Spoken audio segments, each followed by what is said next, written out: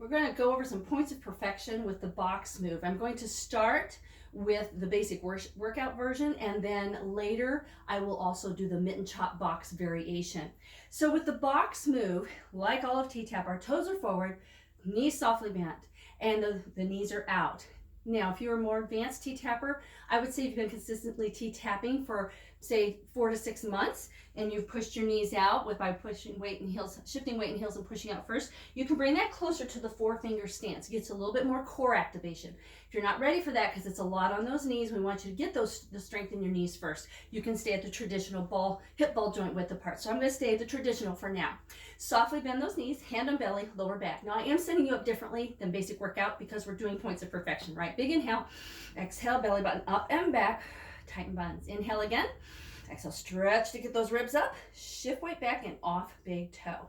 Now we go ahead and put our thumbs, or you can do the heels of your hands into those thumb holders here, just like we would for primary back stretch. And we'll move over to the side a bit. And we're going to go to a flat back, very similar. So we untuck, tilt, stop. You still pull your tummy in, remember, elbows up.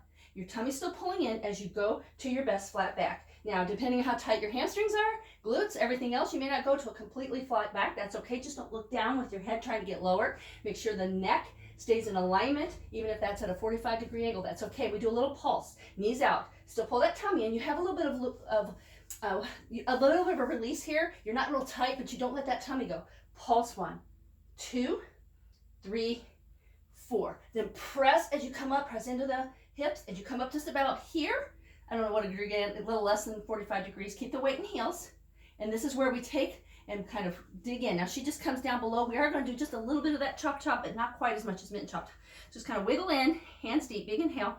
Exhale, hunch, and you're still curling a little bit here. Weight in heels, knees out. As you shoulder roll up, up, up, up, up, back, and press to get those ribs nice and tight. Now I'm going to have you come out of that. So kind of shake, shake, shake. We're going to go through that part again, because we'll go through the tilts and the other part next time. Toes are forward. Softly bend, hand on belly, lower back. Big inhale. Exhale, belly button up and back. I'll turn to the side.